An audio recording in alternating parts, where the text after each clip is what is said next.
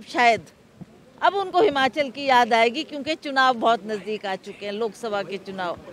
तो हमने उनसे यही प्रश्न करना था। आज हमें इस बात का खेद है कि जो जो वायदे उन्होंने पिछले चुनाव, लोकसभा के चुनाव के समय किए थे, चाहे वो बेरोजगारी की बात थी, प्रधानमंत्री जी का खुद ये बयान कि 2 करोड़ युवाओं को 1 साल में भारतवर्ष में रोजगार दूंगा। उन्होंने खुद 450 का सिलेंडर को महंगा बोलते हुए बोला कि आप मुझे मौका दो, मैं इस गैस के सिलेंडर का भाव कम करूंगा। पर दुख की बात यह है कि इतना समय बीत गया, अब तो लोकसभा इलेक्शन भी आ गए, अब आपने 100 रुपये उसमें कम कर दिया, तो कौन सी बड़ी बात कर दी? कौन सी बड़ी बात करती? आप तो बोलते थे मैं 450 से नीचे लाऊंगा, अब मेरा ख्याल उसकी कीमत 1200 या 1300 रुपये है। दूर दराज के क्षेत्रों में लोगों को, महिलाओं को बहुत दिक्कत हो रही है। ये बात भी हमने उनके सामने रखी थी और उस पर भी उन्होंने गौर नहीं किया। अगर गौर किया होता तो ये अग्निवीर जैसे हादसे ना हुए होते, जिससे हमारे नौजवान जो देश की सेवा करना चाहते हैं, आर्मी में भर्ती होना चाहते हैं कि हम देश की सेवा, उसके लिए वो बहुत प्रैक्टिस उनको करनी पड़ती है।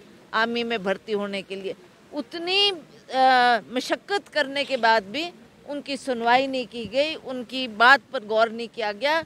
और जो ये अग्निपथ इन्होंने लाया, उससे बहुत से बच्चों का भविष्य खराब हुआ है।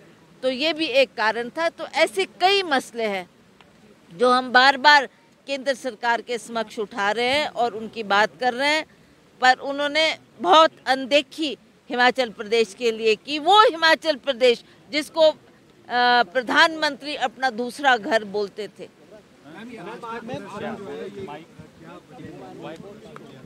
इसीलिए जो जो मैंने आपसे बातें आपके सामने रखी, उन्हीं बातों को लेकर हमारा रोष है केंद्र सरकार के प्रति। सरकार को अस्थिर करने का प्रयास कर रही है। कर ही रहे हैं, वो तो दिख ही रहा है, कर ही रहे हैं कि किस तरीके से हमारी जो यहाँ सरकार लोगों ने 5 साल के लिए चुनकर भेजी, उसको स्थिर करने के लिए जो इनके प्रयास है, उसके खिलाफ हमें रोष है कि आप इस तरीके से हरकतें ना करें। और जो ये लोकसभा के चुनाव आ रहे हैं, इसका सामना करें। लोग देखेंगे और वो खुद निर्णय करेंगे कि हमने किस पार्टी को वोट करना। मैम, कोऑर्डिनेशन कमेटी गठित होगी। मैम, कोऑर्डिनेशन कमेटी, अब आप संतुष्ट है? क्योंकि जिसकी मांग आप कर रहे थे वो तो पूरी होगी। ये तो एक कोऑर्डिनेशन कमेटी है।